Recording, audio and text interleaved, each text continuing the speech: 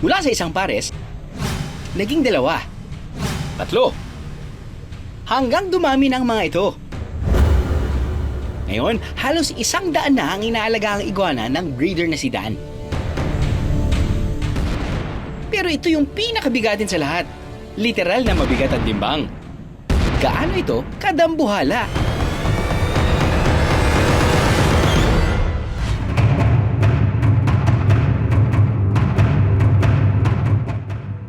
Sa bahay na ito, mas marami pa raw ang mga hayop na nakatira kaysa sa tao. Dan!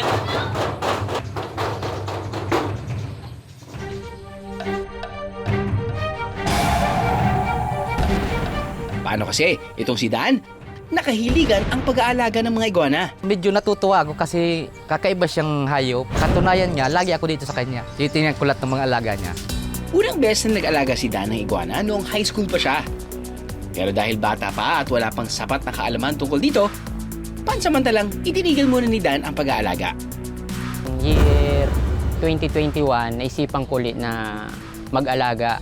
Kaya kumuha akong isang pares ng iguana. At yun, dinagdagan ko pa ng isang pares. Unti-unti, natutuhan din niya ang tamang pagpapalaki at pag-aalaga ng mga iguana. Para sa akin, kung mag-aalaga kayo, simulan ninyo na baby pa sila, bata pa, habang lumalaki, napapag-aralan mo, iba-iba kasi ugali nila. May sadyang madaling paamuhin. Mayroon naman na lalapit ka pa lang, hahawa ka pa lang, hampasin ka na ng buntot. Sa kuko naman, hindi maiwasan kasi pag gumagapang sakat sa balat mo, sa katawan mo, lalo na kung hindi mo nagugupitan, masusugatan ka kasi yung impact pag gumagapang sila, masusugatan ka. Alam niyo ba na ang mga iguana ay ayaw sa lamig at gustong-gusto ang init? Para pala talagang sa summer heat ng Pilipinas sa mga iguana. Pero kahit mainitin ang mga ito, marunong silang lumangoy. Sila rin ay herbivore o kumakain lang ng mga halaman. Kadalasang mahabang lifespan ng mga iguana na umaabot ng 15 to 20 years. Nagpapalit din sila ng balat at buntot. Isa ang iguana sa pinakamatalinong uri ng reptile. Kaya nilang maalala at mamukha ng kanilang mga owner.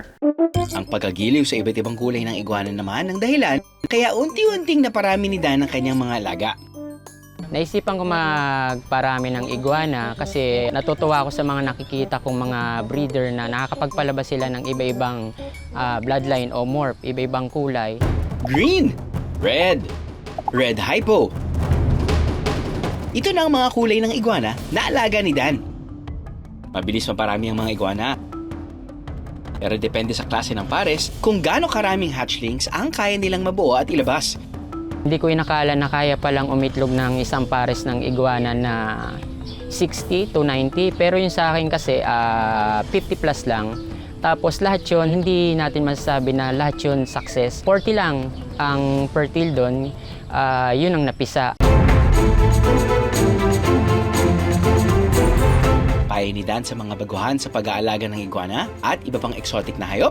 Bago nyo pasukin ang pag-aalaga ng mga exotic na hayop, siguraduhin nyo muna na ang bibilhin yung iguana ay may sapat at legal na dokumento. Kailangan nyo rin magparehistro sa DNR para may katibayan kayong legal kayong nag-aalaga ng mga iguana. Kung gusto nyo rin maging licensed and registered breeder gaya ni Dan, ibang permit naman ang kailangan kunin mula rin sa DNR. Ang kadalasang ibinibenta ni Dan ay ang tinatawag na normal green iguana na pangmasarawang halaga.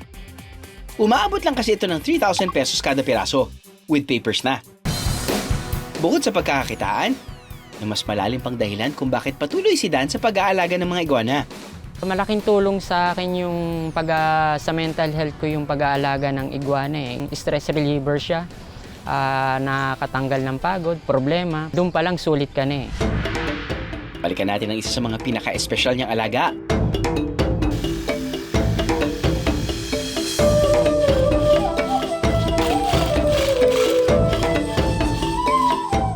Ang pinakamalaki niyang iguana.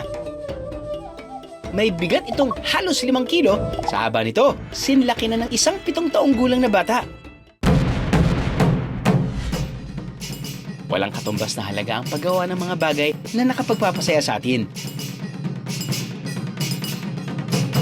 Siguraduhin lang na legal at ligtas ang inyong paraan. Para sa huli, walang sisihan. Ha!